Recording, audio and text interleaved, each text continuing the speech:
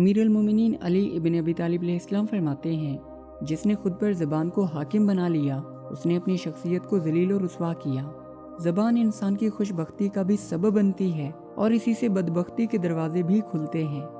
جب تک زبان عقل و فکر کے کنٹرول میں رہے انسان سعادت مند رہتا ہے، اور جب زبان عقل و فکر کی سرحدوں کو عبور کر جائے، یعنی انسان کی زبان پر جو آئے کہتا جائے، تو ایسی صورت میں انسان اپنے آپ کو ان خطاؤں میں ڈال لیتا ہے جن کی تلافی ممکن نہیں ہوتی۔